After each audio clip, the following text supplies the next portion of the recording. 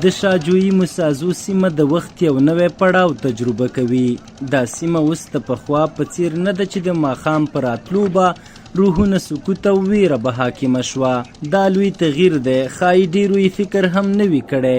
اوس د شپې 12 بجې دي، یوه دښته شور په سر اخیستې، ځوانان راټول او د کرکټ سیمه ییزې سیالۍ ګوري. د دې امکان خو ګوره په ټول افغانستان کې په دې زابل کې امکان نه درلوده چې د شپې د یو سړی راوتلی وای او دا میدان دې جوړ کړی وای او د بازي باندې کړی وای. ورزش خو چې دا اوس دلته ګوري شاوخوا ډېر ځوانان راغلي دي په سلګونو. اوس دا نن فاینل لوبه ده، په زرګونو ځوانان راځي هره شپه دلې ډېر تماشچیان لري.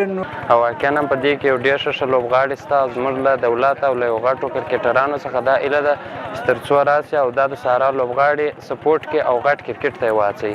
د دې لوبې یو تن تنظیمونکي عبدالرحمن رضوان وویل د امن له موقع څخه په استفادې په خپلو امکاناتو یې دا ورانه دښته په انسانانو او ګروپونو ښکلې کړې او خلکو ته لوبه کوي. هغه وویل د 40 لوبډلو ترمنځ دغه لوبې ترسره شوې چې نن یې پیلوبه ده. ډېر خوشحاله ده زموږ په کوم کار چې موږ کوم کار شروع کړی ده پیلانه دا 40 ټیمه تر مابین ټورنمنټ موږ جوړ کړی ده. شپنی د هره شپه 3 میچونه ترسره کېږي په دې ټورنمنټ کې. هر ټیم څخه 400 پیس اخیستل کېږي د ټورنمنټ کې. بیا ټورنمنټ فاینل کې ډېری حصه فاینل ټیم ګټونکي ته ورکول کېږي، پاتې حصه په سیمي فاینل او د فاینل دویم ټیم ته ورکول کېږي. یو شمیر لوبغاړي وایي په دې ښکلې هوا او ښه فضا کې خپلو وطنوالو ته لوبې کوي. هغوی وویل دا د امن برکت دی چې یوه ورانه صحرا په انسانانو ښکلې شوې. دلته ډېر موږ خوشحاله یو. موږ پر 1 بجه 2 بجې 11 بجې دلې کرکټ کوو. دا د ځوانانو په همکاري باندې دا ځای کې موږ سره راټول شوي نو ډېر خوشحاله یو. بیخي دا ټوله د امن خبره ده، دلې ډېر امن ده، هېڅ مشکل نشته.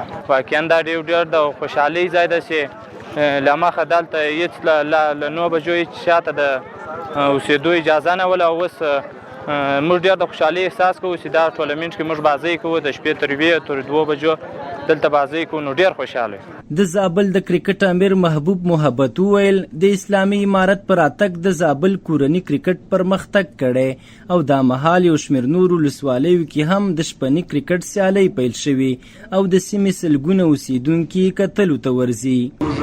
نوبهار ولسوالۍ د پیروزو په منطقه کې په مرکز کلات کې د شپنۍ سیالۍ لرو چې هممهاله روان دي. دا هڅه د سیمې د ځوانانو، د سیمې د خلکو، د هغوی مینه د کرکټ سره، د ورزش سره مینه دا ښیي چې زموږ کرکټ د پیشرفت په حال کې ده او خلک یو ولسونو دې څخه خوند اخلي. دغسې میلې ترسره کول یا دغه سیالۍ ترسره کول د افغانستان په امنیت باندې، د افغانستان پر حالاتو باندې، د افغانستان د خلکو په ژوند باندې ښه تاثیرات درلودلی شي. ځکه دا یو ښه پیغام خلکو ته وړاندې کولی شي چې موږ د شپې پر 1 بجې یا په 12 بجې باندې سیالۍ ترسره کوو، لوبې ترسره کوو. هېڅ مزاحمت د سیالۍ لپاره نشته، هېڅ مزاحمت د کرکټ لپاره نشته. د زابل په یو شمېر نورو ولسوالیو کې هم د بېلابېلو ورزشونو سیالۍ جوړې شوي او ترسره کېږي چې سلګونه ځوانان او سیمه ییز خلک ورته راټول وي.